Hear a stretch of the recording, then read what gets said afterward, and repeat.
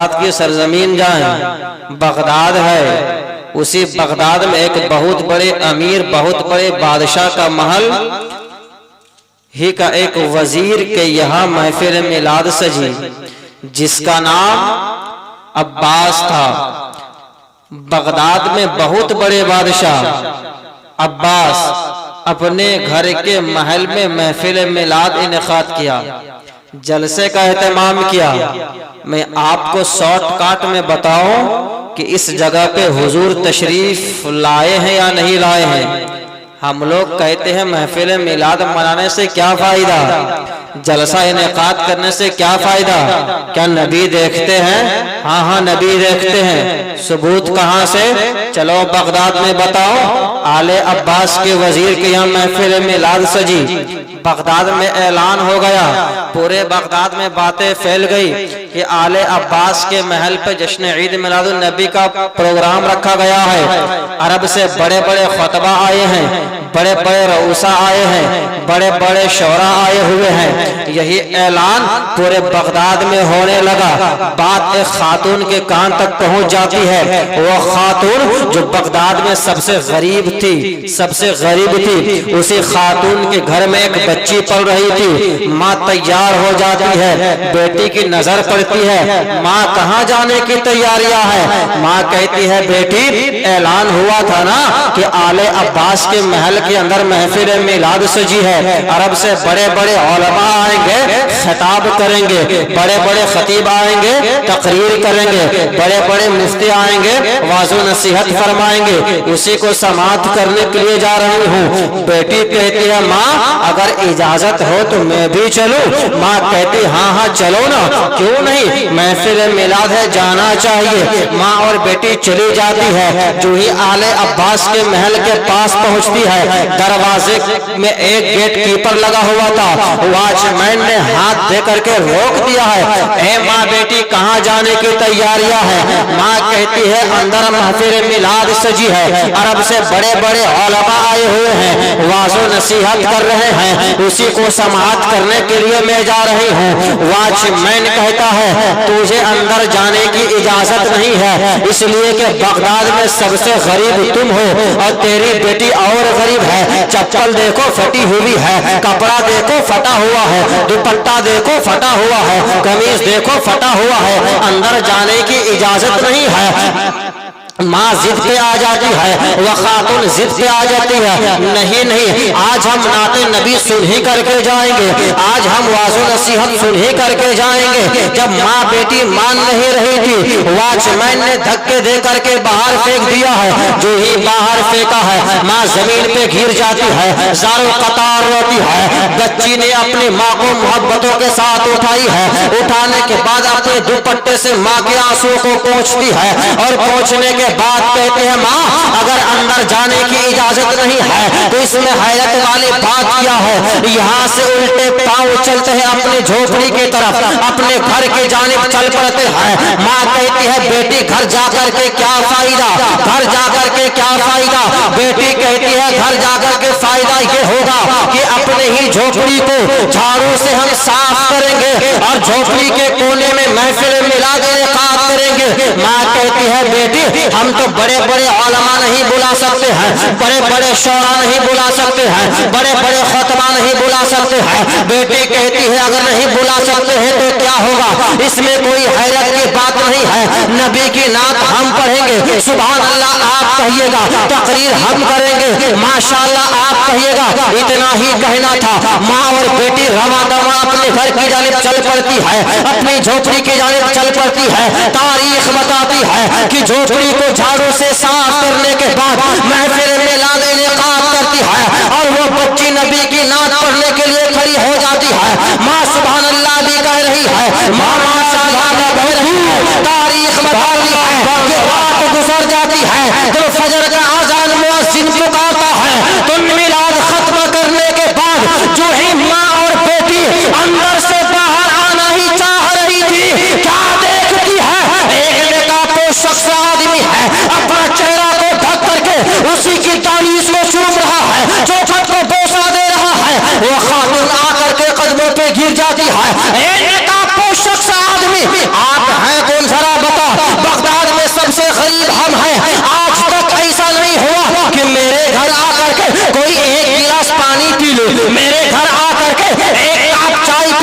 लेकिन आप कौन होते हैं? जरा अपना चेहरा तो दिखा। आप मेरी चौखट को क्यों चूम रहे हैं? मेरी दहलीज को क्यों चूम रहे हैं? तारीख बताती है वो नेकाब शख्स आदमी, वो चौखट को बोसा देने वाला वो कोई और नहीं था, वो तो बगदाद का सरकार, वलियों का वली, कुतुबों का कुतुब, यानी पीरा पे पीर की साथ थी, गौसे पाक की साथ थी, अब्दुल कादिर की साथ थी। अब्दुल कादिर दहलीज को चूम रहे हैं, चौखट को चूम रहे हैं। वह खातून हैरान और परेशान हो जाती है, आका आप तो वलियों के सरदार है ना, आप इतने बड़े वली, अगर आप इजाजत किसी को ना दे दे, कोई वली वली नहीं बन सकता है, कोई पीर पीर नहीं बन सकता है। आप हमारी दहलीज को कैसे चूम रहे हैं? चौखट को क्यों चूम रहे हैं? तो गौसे पाक फरमाते हैं, ऐ सईफा, मैं तेरी दहलीज को नहीं चूम रहा था, जिस वक्त तेरी बेटी नबी की नाम करने के लिए खड़ी हो गई थी, मदीने वाले सरकार आकर के उसी जगह पर बैठे थे, जिस जगह नबी बैठे थे उसी जगह को मैं चूम रहा था, बोसा दे रहा था। तो पता क्या चला कि जहां पे जिक्र नबी होता है, नबी तशरीफ लाते हैं और ना मालूम तो उठाओ अली बिन हैती की तारीख। अली बिन हैती की जात है ना, गौसे पाक के साथ में है, गौसे पाक के साथ में है। कहाँ जा रहे हैं? बगदाद के जामे मस्जिद, जुमा का दिन है, नमाज अदा करने के लिए जो ही बगदाद के जामे मस्जिद गौसे पाक पहुंचते हैं, पीछे पीछे अली बिन हैती हैं। क्या देखते हैं कि गौसे पाक मस्जिद में तशरीफ ले गए, एक भी बंदा खड़ा ना होता सलाम के लिए। आज हमारी हालत, कोई अगर पीर आ जाए, चाहे वो पीर ऐसा क्यों ना हो, एक हाथ में 5-5 अंगूठियां पहनता हो, जर कबर का लिबास पहनता हो, नमाज पढ़ता हो या नहीं पढ़ता हो, लंबे लंबे बाल रखता हो, वो पीर आ जाए, हम लोग फौरन जा करके कदम को चूमते हैं।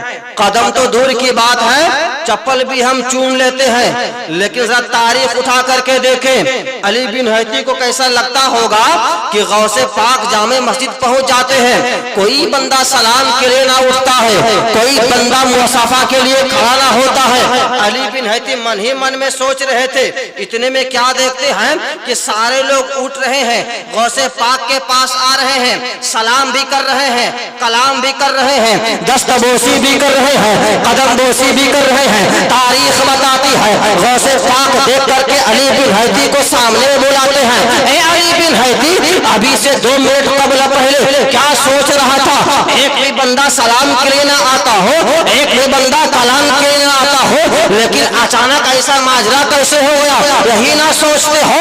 ए अली बिन हैती सुनो, अरे ये बगदाद की बात नहीं, पूरी कायनात की बात है कि जब तक अब्दुल कादिर चाह डाले, कोई अब्दुल कादिर को सलाम नहीं कर सकता है, अब्दुल कादिर को कलाम ना कर सकता है, तो बगैर इजाजत अगर गौसे पाक को कोई सलाम ना कर सकता है, तो जिक्र रसूल में आए हो ना, किसकी इजाजत लेकर के आए हो?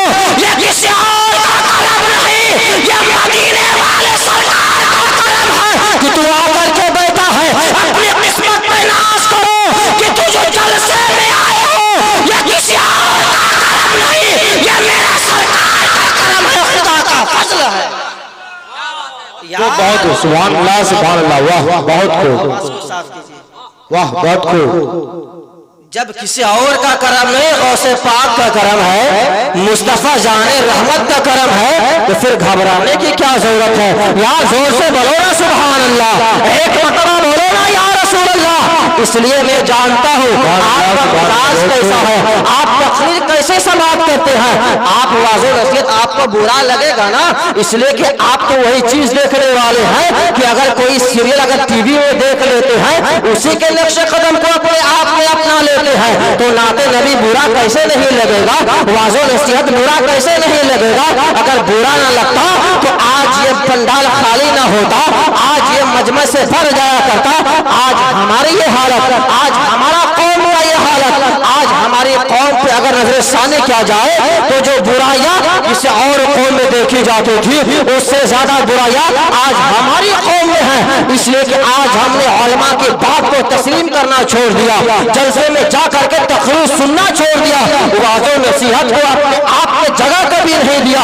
जुमा का दिन होता है हम मस्जिद कब पहुंचते हैं, जब खुतबा का वक्त होता है तब जाकर के हम मस्जिद पहुंचते हैं। पहले जाकर के क्या फायदा यही ना सोचते हैं। अगर पहले जाकर के फायदा नहीं समझ में आता है, यारो सुनो सुनो, जलसे में तो आए हो ना, आकर के बैठो ना सही से और वाज़ो नसीहत को समाप्त करके सिर्फ उसको समाप्त करके रहने मत दो, बल्कि अमल करके अपने आप में गुजार लो। तब देखो जिंदगी जीने का मजा कैसा है, जिंदगी जीने का लुत्फ कैसा मिलेगा। इसलिए कि आज हम मुसलमान, हमारा ईमान है कुरान पे, और कुरान कोई ऐसी वैसी किताब नहीं, अल्लाह की मुकद्दस किताब है। वह किताब जो सरकार पे नाजिल हुई है, वह कुरान इरशाद फरमाता है, कुल बिफज़लिल्लाहि व बिरहमतिही फबिज़ालिका फलयफ़रहू हुवा खैरुम मिम्मा यजमऊन। क्या मतलब, खुदा इरशाद फरमाता है महबूब आप अपने चाहने वालों को कह दीजिए, अपने मानने वालों को कह दीजिए कि अल्लाह की तरफ से जो फजल मिल गया है तुम्हें, अल्लाह की तरफ से जो करम तुम्हें मिल गया है, उस पर तुम खुशियों का इजहार करो, गम हरगिज़ न करना। यारो तुझे खुदा ने हाथ दिया है, ये खुदा का फजल है। खुदा ने तुझे पैर अता किया है, ये खुदा का फजल है। खुदा ने तुझे सही सलामत आंखें अता किया है, ये खुदा का फजल है। जब खुदा का फजल मिल जाए तुम्हें, खुदा फरमाता है तुम खुशियों का इजहार करो। लेकिन आज हमने खुशियों का इजहार न किया। अगर आज हम खुशियों का इजहार करते, आज हम जलसे रसूल पे जरूर आते, आजान होती है मस्जिद में हम मस्जिद जरूर पहुंच जाते, मदरसा कायम हुआ है पढ़ाने के लिए, आज हम मदरसा जरूर जाते। लेकिन आज हमने खुदा के फजल को ठुकरा दिया है, खुदा की नेमतों को ठुकरा दिया है। जब एक बंदा दुनिया में रह करके खुदा के फजल को ठुकरा देगा, फिर वो जलील नहीं होगा तो कौन होगा, वो रुसवा नहीं होगा तो कौन होगा। और चौक चौराहे पे जाकर के अपने आप में ये कहते हो कि आज मुसलमान बदलाव है, आज मुसलमान नाकाम है, आज हमें मारा जा रहा है, आज हमें कुचला जा रहा है, आज हमें इसको नाबूद किया जा रहा है। ऐ मुसलमान, अगर तुझे नहीं मारेगा तो किसको मारेगा, अगर तुझे जलील नहीं करेगा तो किसको करेगा। इसलिए कि मस्जिद बनाते हो 10 लाख में, लेकिन मस्जिद आबाद करने की तौफीक नहीं होती है। मदरसा बना लेते हो 5 लाख में, लेकिन मदरसा जाकर के इल्म हासिल नहीं करते हो, और आकर के चौराहे पे कहते हो, चाय की दुकान पे कहते हो आज इस्लाम पे, आज इस्लाम पे वो लोग उंगलियां उठा रहे हैं, आज हमें बर्बाद करने की बात कर रहे हैं, आज हमें नाकाम होने की बात कर रहे हैं, आज हमें उसको नाबूद करने का मुश्किल चल रहा है। ऐ मोमिनो सुनो सुनो, ये मौका किसने फराहम किया, ये मौका किसी और ने नहीं, ये मौका तो आपने दिया है। इसलिए ये मस्जिद आपने बनाया है, आबाद करने का काम आपका है, मदरसा आपने बनाया है, इल्म हासिल करने का काम आपका है। लेकिन आपने ऐसा नहीं किया। अगर कोई मस्जिद तोड़ देता है, आप आवाज क्यों उठाते हैं, वो मस्जिद क्यों नहीं तोड़ेगा, इसलिए कि तूने आबाद ही नहीं किया। अगर नहीं तोड़ेगा तो क्या करेगा। इसलिए होश के ना खोलो, अब भी वक्त है, समझ जाओ। जब तुम समझ जाओगे एक अरब इनकलाब आ जाएगा। ऐ लोगों सुनो सुनो, जलसे में आए हो तो पैगाम लेकर के जाओ, अपने आप में चैन लो और शरीयत मुस्तफा पे आ जाओ। जब एक बंदा दुनिया में ला करके शरीयत पे अमल कर लेता है, वो बंदा यहाँ भी कामयाब होता है, मरने के बाद वहां भी कामयाब होता है। शर्त यह है कि अपने आप में शरीयत का पट्टा तो डाल लो। तूने डाला ही कहाँ है साहब, तूने डाला ही कहाँ। आज किसी और को देख करके हम अपने आप में सफर करते हैं। सीरियल में देख लिए, अगर किसी हीरो ने अगर कान को छिदवाया है हम भी छिदवा लेते हैं, किसी ने बाली पहना है हम भी बाली पहन लेते हैं। एक ईमानदारी से बताइएगा कि जो इंसान कान छिदवाता है, नाक छिदवाता है, हाथ में कड़ा पहनता है, तरह तरह के डिजाइनर बाल काटता है, अगर रास्ते में एक्सीडेंट हो जाए तो पता चलेगा कि यह मुसलमान का बच्चा न किसी और का, पता चलेगा। किसने खोया? किसने खोया? और आए दिन एक्सीडेंट होते रहता है। किसने खोया? तेरा लिबास ये था का कि सीरियल को देख करके अंगूठी कड़ा पहनना, कान छिदवाना, नाक छिदवाना, बाल तरह तरह के कटवाना, लड़कियों की तरह कपड़ा पहनना, लड़की हो तो लड़कों की तरह जींस पहनना, ये तेरा लिबास नहीं है। तेरा लिबास क्या मैं बताऊं कि कौमे मुसलमान का लिबास क्या है? ये पूरे बस्ती में किसी के घर में तो टैंकी होगी साहब, टैंकी होगी ना, 1000 लीटर की टैंकी। उसमें क्या कीजिए कि 1000 लीटर पानी डाल दीजिए और पानी डालने के बाद 50 किलो चीनी डाल दीजिए। आप उसको आप क्या कहिएगा? अगर 1000 लीटर पानी हो, 50 किलो अगर चीनी हो, उसको अगर घोल दीजिएगा तो क्या कहिएगा? शरबत ही ना कहिएगा। और 10 किलो दूध ला करके फिर डाल दीजिए, अब आप उसको क्या कहिएगा? ये दूध का शरबत है, यही ना कहिएगा। अब मैं आपको बताऊं कि यार ये कैसे दूध का शरबत हो गया। पानी सबसे ज्यादा कितना? 1000 लीटर, चीनी कितना? 50 किलो, दूध कितना? मात्र 10 लीटर। फिर दूध का नाम कैसे आ गया? चीनी का नाम क्यों नहीं आया? पानी का नाम क्यों नहीं आया?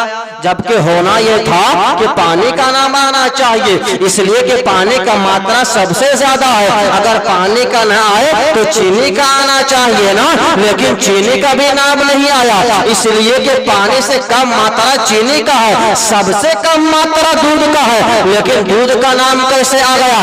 अब जरा तारीख के पास आओ और जाकर के शरबत से सवाल करो, ऐ शरबत तू सबसे ज्यादा पानी तेरे अंदर में है, उससे कम चीनी है, उससे कम दूध है, लेकिन दूध का नाम कैसे आ गया?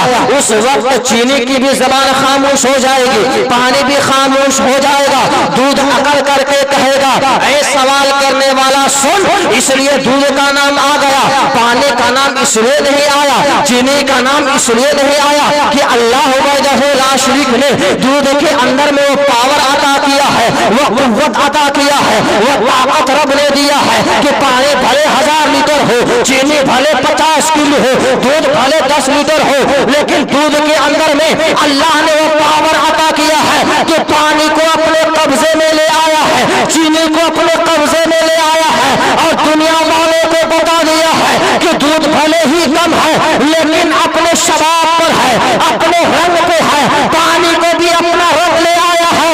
ऐ मुसलमान, तेरा भी मकाम यही दूध के तरह है। अगर कायनात में कल हो तो क्या होगा?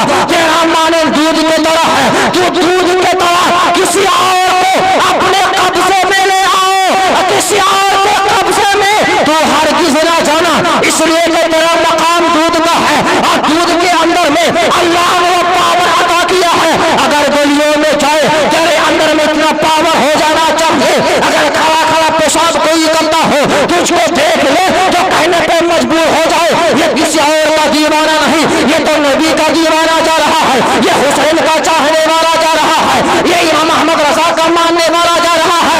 ऐ लोगों, तेरा पावर दूध के तरह है, तो किसी और के रंग में रंग मत रंगना, किसी और को अपने रंग में ले आकर के कायनात वालों को बता देना, ए कायनात वालों, हम तेरे नक्शे कदम पे चलने वाले नहीं है, अरे हम तो वो है। अगर हम हिंदुस्तान आए तो 90 लाख को कलमा पढ़ा दे, अगर हम हिंदुस्तान पे आए तो दिखते हुए मैया को देर लगा दे, अगर हम हिंदुस्तान में आए तो पहाड़ की तरफ इशारा करे तो पहाड़ भी सोना बन करके चमकने लगे। अरे तो किसी और का गुलाम नहीं, तू तो नबी का गुलाम है ना, नबी का कलमा पढ़ने वाला है ना, फिर कान क्यों छिदवाते हो, नाक में बाली क्यों पहनते हो, हाथ में कड़ा क्यों पहनते हो, बाल क्यों कटवाते हो? अरे अगर उल्मा बनाना है तो किसी मुंबई वालों को मत बना, अगर बनाना है तो गौसे पाक को बना लो, अजमेर वाले ख्वाजा को बुला लो, बरेली वाले इमाम अहमद रजा को बना लो। जब तुम बना लोगे तो कायनात के पीछे में नहीं, तेरे पीछे पूरी कायनात भागेगी, तेरे पीछे पूरी कायनात। बहुत अच्छा, सुभान अल्लाह, सुभान अल्लाह, बहुत खूब। वाह, कायनात के पीछे माशाअल्लाह, भाग बहुत रहा है, आज तो दुनिया के पीछे भाग रहा है। आज क्या सोचता है, हमारे पास दौलत हो जाए दुनिया हमें सैल्यूट करे, ताकत हो जाए दुनिया हमें सलाम करे, यूं ही होता है का? नहीं यारो, अगर दुनिया में पावरफुल बनना है ना, पावरफुल, तो किसी और के दहलीज पे नहीं, खुदा की बारगाह में आओ, अपने सर को झुका और नबी को गवाह बना करके इमाम अहमद रजा की बारगाह से एक शेर लो और पढ़ो, या रसूल अल्लाह मैं मुजरिम हूँ आका, मुझे साथ ले लो कि रास्ते में है जा बजा थाने वाले। यार गरीब नवाज ने क्या लाया था? आज है ना यहाँ लोग के लोग चाहने वाले गरीब नवाज का, है गौसे पाक का मानने वाला। गरीब नवाज ने क्या लाया था? क्या लाया था? दौलत साथ में लाया था का? जमीन जायदाद नहीं, क्या लेके आया था? यार कुरान ही ना लेकर के आया था, कुरान ही लेकर के ना आया था। फिर क्यों नहीं समझते हो? फिर तुम बदनाम हो और अपने आप में क्यों ढिंढोरा पीटते हो? पान के दुकान पे, चौक की दुकान पे, चाय के दुकान पे मुसलमान मारा जा रहा है, मुसलमान मारा जा रहा है, मुसलमान कूटा जा रहा है। आज हम चौक चौराहे पे खड़े होकर के कहते हैं कि आज इस्लाम पे हमारे, कुरान पे बकवास, नबी के खिलाफ बकवास, खुदा के बारे में गलत बोली, कह रहा है ना। आप हैं मुसलमान, आप नमाज पढ़ने वाले हैं, पांचों वक्त नमाज पढ़ने वाले हैं, पांचों वक्त नहीं लेकिन हफ्ते में एक मरतबा जुमा पढ़ने वाले हैं, है ना। लेकिन चौक तिरपाल के अंदर आ जाइए, इसलिए बारिश हल्के बुंद हो रही है। आप लोग जो इधर उधर बैठे हैं तिरपाल के अंदर आइए, पानी पे खड़े रहते हैं, तिरपाल के अंदर आ जाए, सामने में आ जाइए, थोड़ा देखने में भी अच्छा लगे। आप लोग आइए सामने, कुर्सी लेकर आ जाइए, अगर थोड़ा सा बैठने में दिक्कत है तो कुर्सी साथ में लेकर आइए।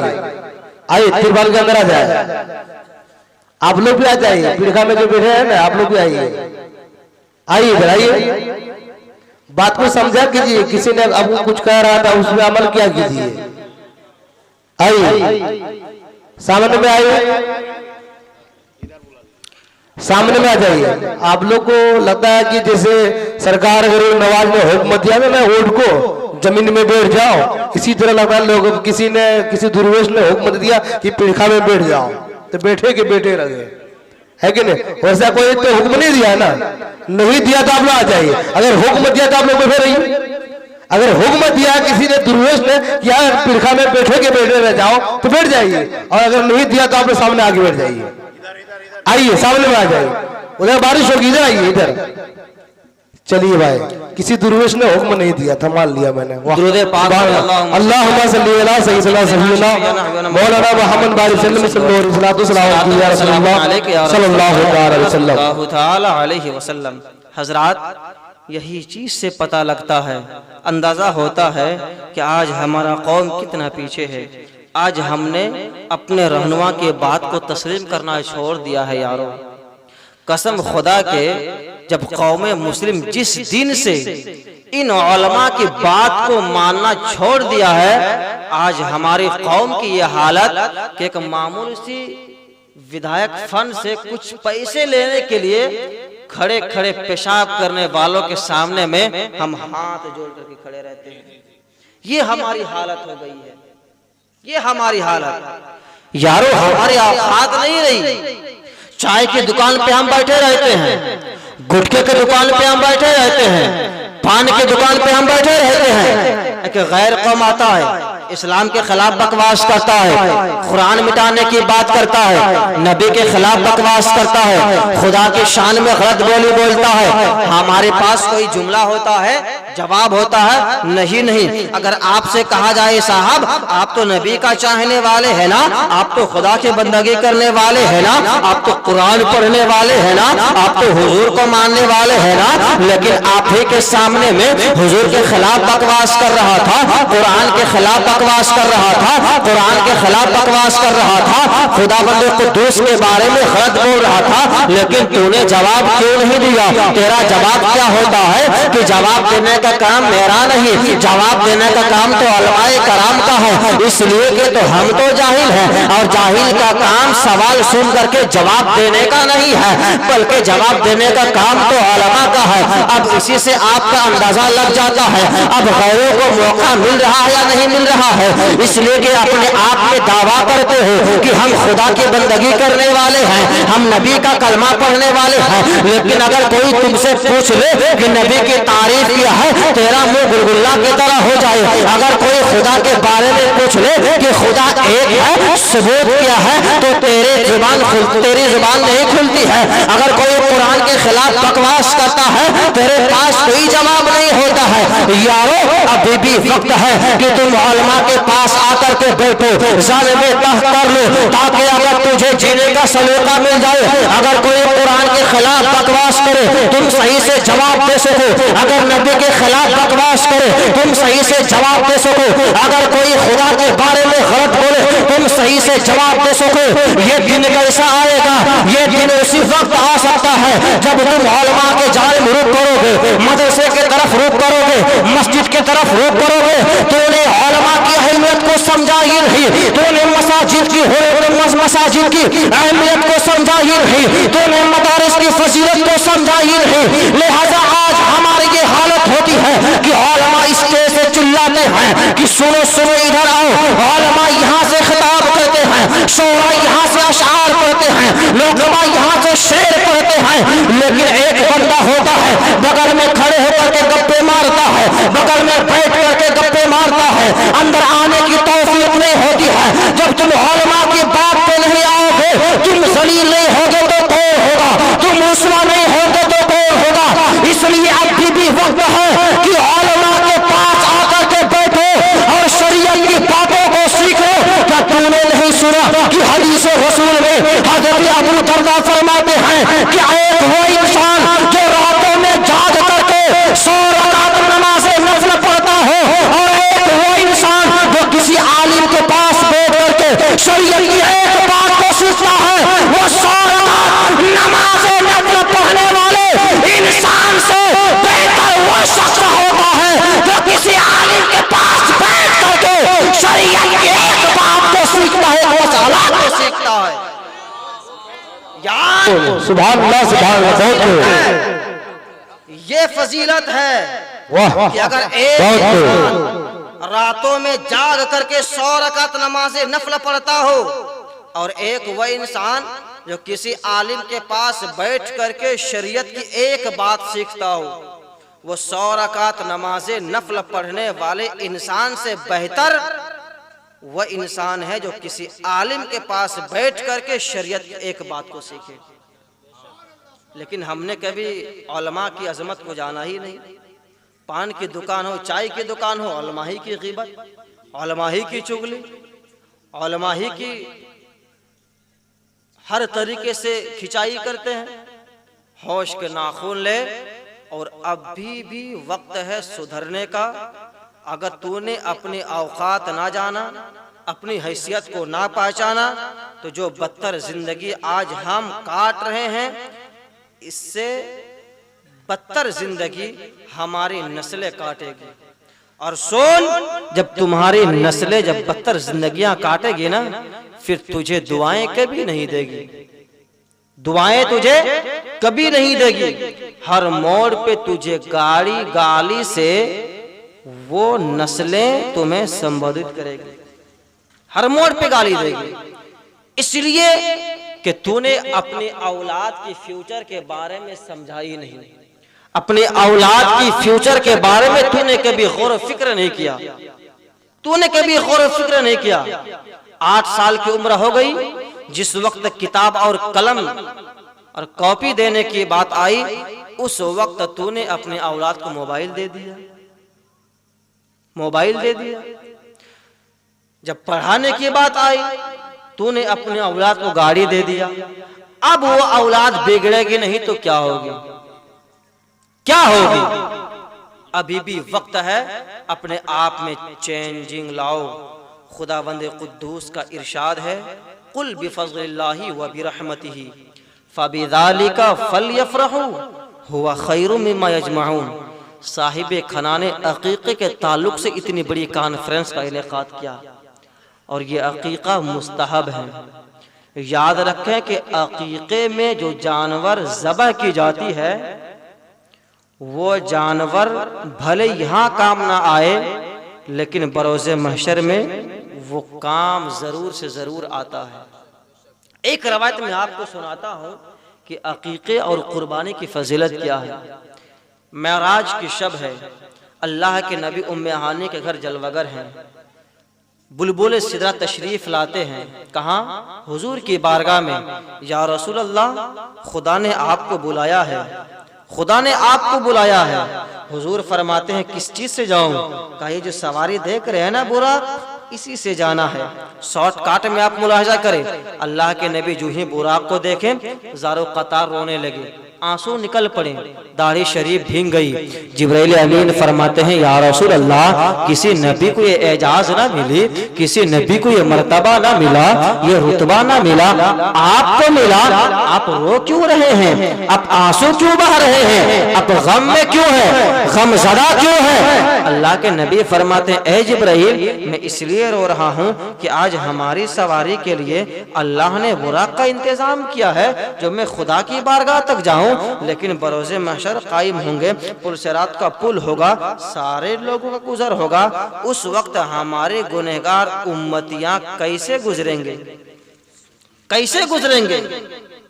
कहा बस यही बात, कहा यही बात।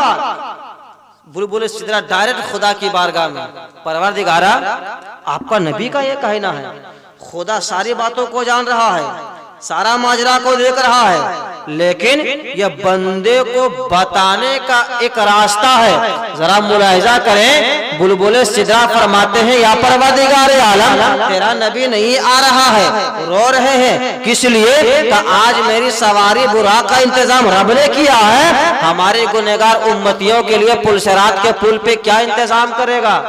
क्या इंतजाम करेगा? अल्लाह तबारक व तआला ने जिब्राइल अमीन से हुक्म दिया, ए महबूब, मेरे महबूब को जा करके कह दे कि अगर आज तेरे लिए खुदा ने सवारी का इंतजाम किया है तो बरोज़े महशर में पुल सिरात के पुल के लिए भी तेरा परवरदिगार ने सवारी का इंतजाम तेरे बंदों, मेरे बंदों के लिए मैं कर लिया, मैं कर लिया। कहा कैसी सवारी? कैसी सवारी? बुलबुल सिदरा आते हैं नबी की बारगाह में, या रसूल अल्लाह, या रसूल अल्लाह, या हबीब अल्लाह, आपकी फरियाद को रब ने सुन लिया और रब ने कबूल भी कर लिया। ए जिब्राइल, कैसा, कौन सा? जिब्राइल अमीन फरमाते हैं या रसूल अल्लाह, जो आपने कहा था आज हमारी सवारी के लिए अल्लाह ने बुराक का इंतजाम किया है, लेकिन पुल सिरात का पुल होगा, महशर कायम होंगे, पुल सिरात के पुल होंगे, सारे लोगों का गुजर होगा, मेरे गुनहगार उम्मतियों का भी गुजर उसमें होंगे, लेकिन मेरे उम्मतियां कैसे गुजरेंगे? तो रब ने तेरी सवारी के लिए तो बुराक का इंतजाम किया है, तेरे गुनहगार उम्मतियों के लिए भी अल्लाह वहदहू ला शरीक ने सवारी का इंतजाम किया है। अल्लाह के नबी फरमाते हैं जिब्राइल, वो कौन सी सवारी होगी? तो अल्लाह इरशाद फरमाता है, सुन, एक मेरा बंदा जो दुनिया में रह करके जो कुर्बानी के ताल्लुक से जानवर ज़बह करेंगे, अकीक़े के ताल्लुक से जानवर ज़बह करेंगे, अगर वो जानवर राहे खुदा में ज़बह करता है, वही जानवर पे सवार होकर के मेरे बंदे और मेरे नबी के गुनहगार उम्मतियां उसी जानवर पे सवार होकर के वो पुल सिरात के पुल से गुजरेगा। ए मोमिनो जरा सुनो, ये खुदा की बारगाह से कितनी बड़ी एजाज है, कितना बड़ा तोहफा है, ये रुतबा कैसे मिला है बंदे को। आप जरा मुलाहिजा करें कि एक बंदा दुनिया में रह करके अगर कुर्बानी में जानवर ज़बह करता है, अक़ीक़े में जानवर ज़बह करता है, वाले दुनिया में काम आए या ना आए ये कोई नहीं देख सकता है, लेकिन वो जानवर कहीं और नहीं तो पुल सिरात के पुल पे काम आएगा। इसलिए ये वादा किसी और ने नहीं, मेरे परवरदिगार ने लिया है। और गवाह किसको बनाया है? अल्लाह के नबी को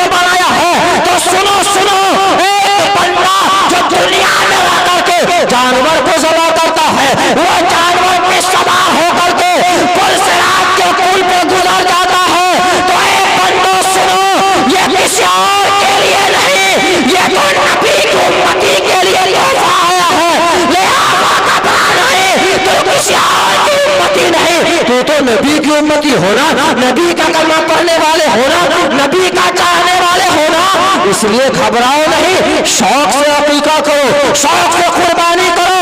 ये किसी और का फरमान नहीं, ये रब का फरमान है, रब के नबी का फरमान है। जब दोनों के फरमान को कोई बंदा एक्सेप्ट कर लेता है, वो बंदा यहाँ भी कामयाब रहता है, मरने के बाद वहां भी कामयाब रहता है, दोनों जगह पे कामयाब रहता है।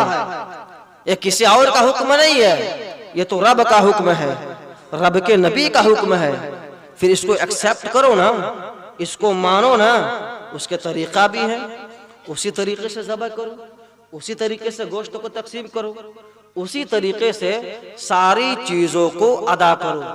फिर देखो कि तुझे ये जानवर कल बरोज़े महशर में रंग लाती या नहीं लाती है। लेकिन आज हम लोगों का इरादा क्या है? सिर्फ खाने का। कुर्बानी में वही माल लेते हैं जिसमें गोश्त ज़्यादा निकले, चर्बीदार, खाने में मज़ा आए। इंसान की नियत सिर्फ खाने और पकाने में, खाने और पकाने में। तो जिस इंसान की नज़र खाने में रहेगी, फिर वह इंसान नाकाम नहीं होगा तो कौन होगा? वो कामयाब कैसे हो सकता है? वो कामयाब हरगिज नहीं हो सकता है, किसी भी मोड़ पे नहीं, किसी भी जगह पे नहीं। इसलिए अपने आप में सुधारो और अपने आप में चेंज लाओ। यारो, तुम नबी का कलमा पढ़ने वाले हो, तुम नबी का चाहने वाले हो, तुम खुदा की बंदगी करने वाले हो, तुम्हारा नाम मुसलमान है, तुम्हारा ताल्लुक कौम मुस्लिम से है। लिहाजा अपने आप में वो रंग ना लाओ कि कोई और देखे तो तुझको तो गाली दे, तेरे रहनुमा को भी गाली दे। ऐसा काम ना कर, ऐसा काम कर कि तेरी तारीफ करे और तेरे साथ साथ यह भी कहे, यार जिस नबी की उम्मती का ये आलम है, उस उम्मती का नबी का आलम क्या होगा, उस उम्मती का नबी का मकाम क्या होगा। इस चीज को जान करके अपने आप में सफर करो, फिर देखो जिंदगी जीने का मजा क्या है।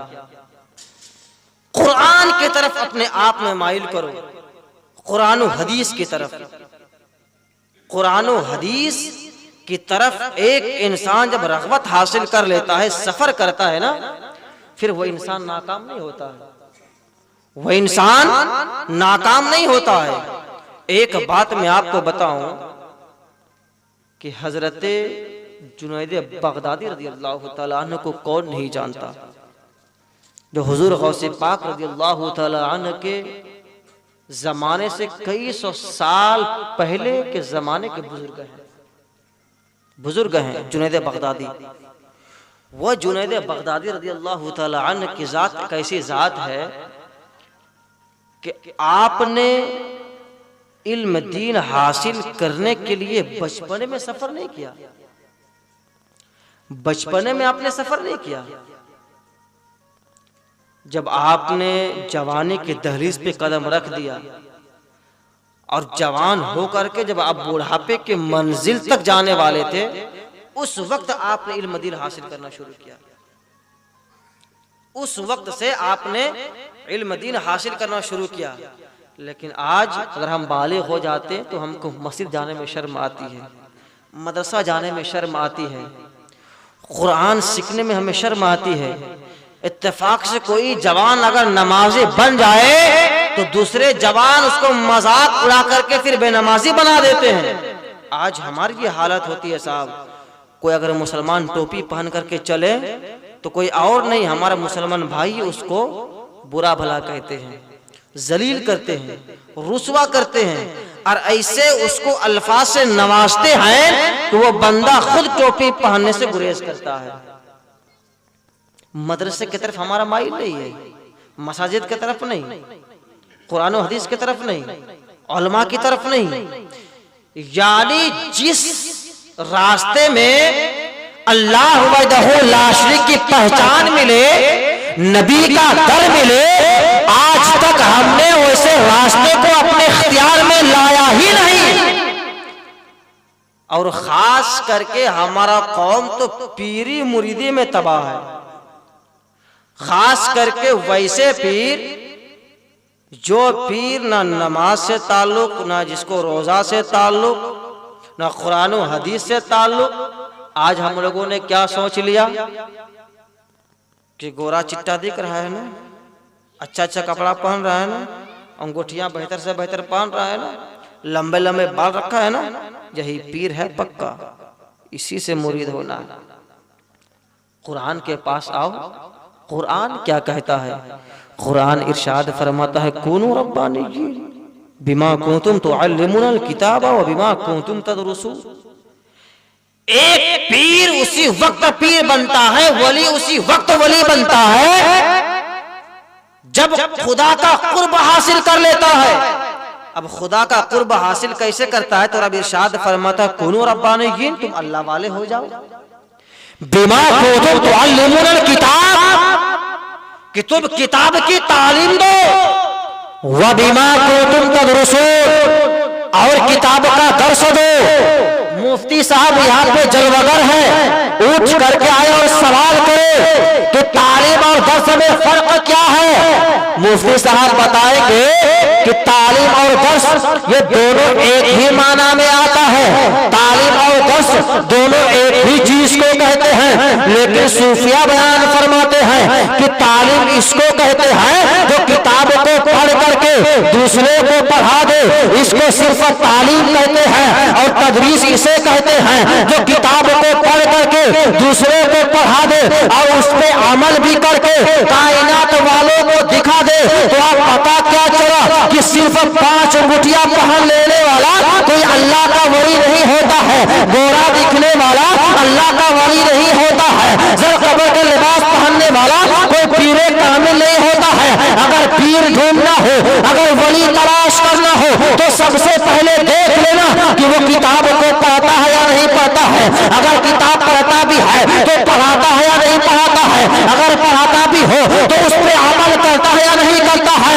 जब एक बंदा किताब को पढ़ करके दूसरे को पढ़ा दे और उसमें अमल करके कायनात वालों को दिखा दे, तब जान लेना यही अल्लाह का वली है, यही पीरे कामिल है। और दामन से वाबस्ता होकर के मदीने के जानिब लो लगा के कहना या रसूल अल्लाह, मैं मुजरिम हूं आका, मुझे साथ ले लो के रास्ते में है जा बता। पीर उसी वक्त पकड़ना जब देख लेना कि किताब पढ़ता भी हो, पढ़ाता भी हो और अमल करता हो या नहीं करता हो। यारो अगर पीर खुद अमल ना करे फिर तुम क्या अमल करोगे? खुद तो जहन्नम में जाएगा, तुझे भी लेकर के जाएगा।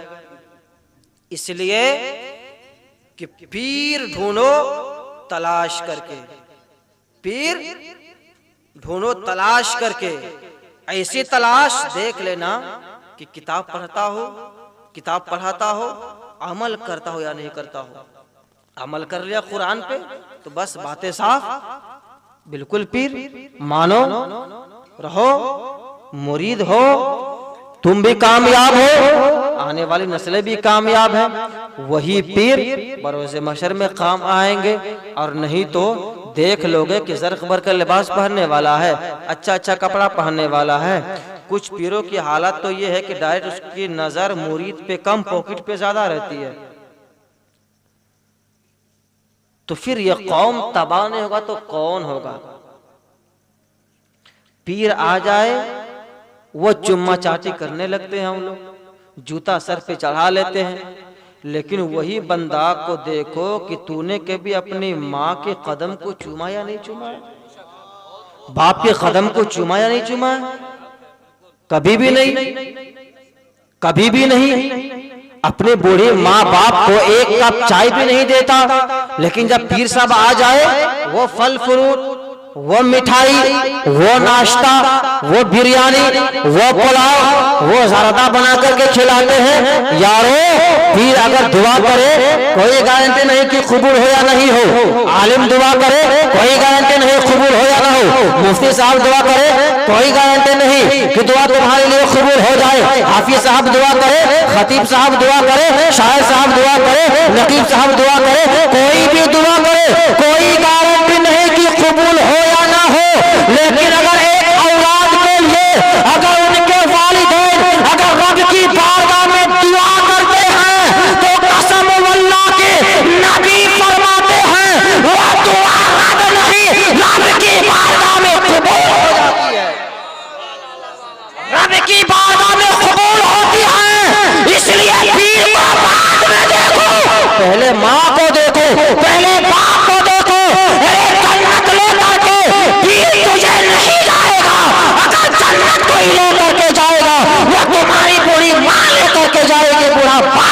करके जाएगा।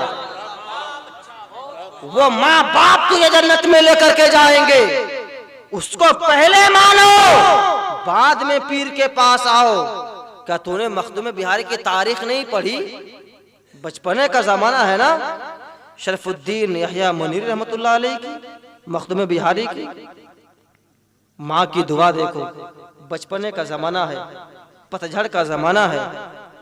बच्चे होते हैं कि जब पतझड़ का जमाना आता है तो हवा का लुत्फ लेने के लिए घर से बाहर निकल जाते हैं। मखदूम बिहारी और उसके बड़े भाई, उसके एक भाई, दोनों साथ में निकले। हवा का झोंका आया, किधर चले गए? एक भाई घर पहुंच गए, मखदूम बिहारी घर नहीं पहुंचे।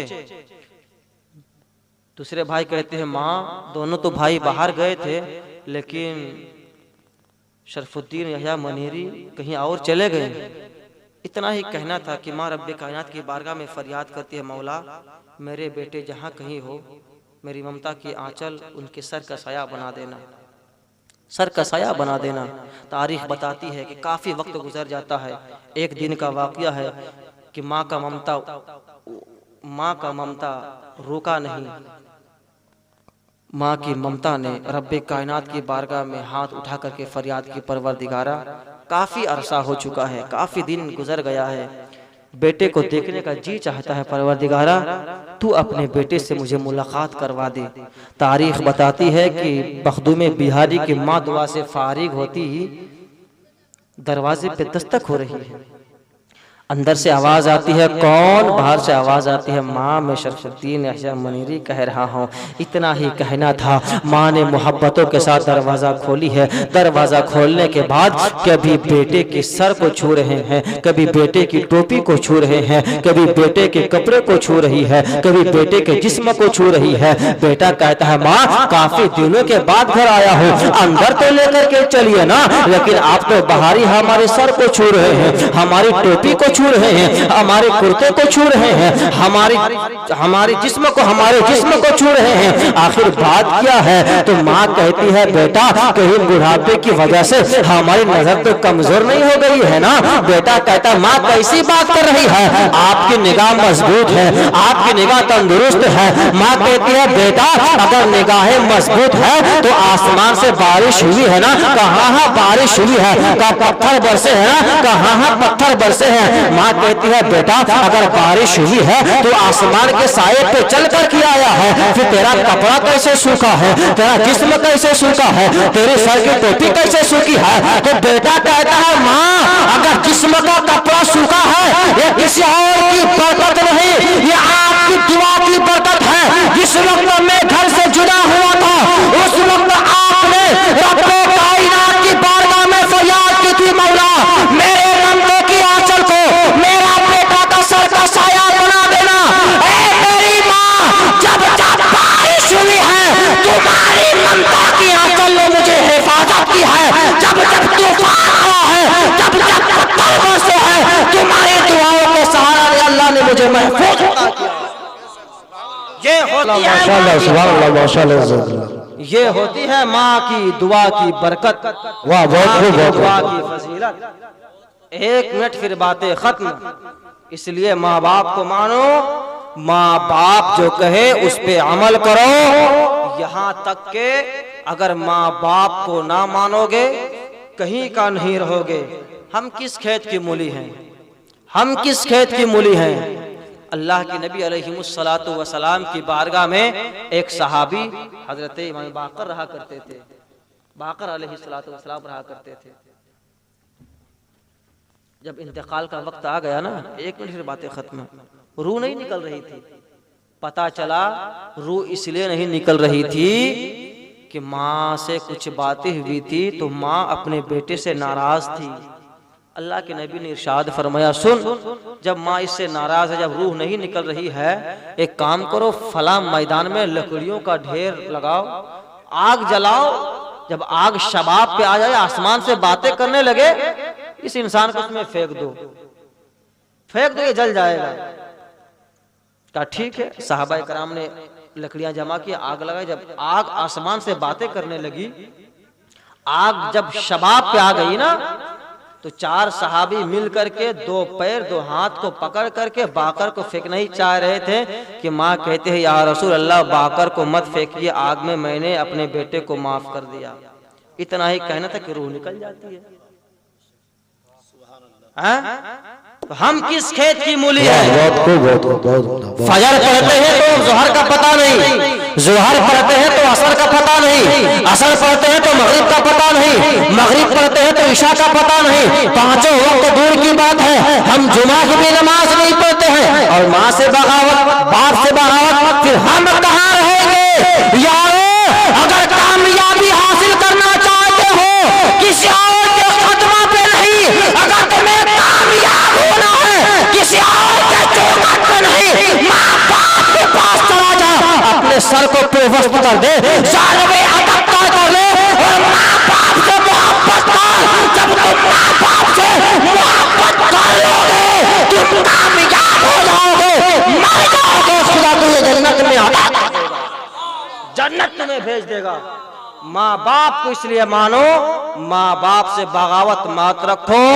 पीर को बाद में, पहले माँ बाप को, पीर को बाद में, पहले माँ बाप को। माँ बाप से अगर बगावत रखा, कसम खुदा के कहीं का नहीं रहोगे, कहीं का नहीं रहोगे, बर्बाद हो जाओगे।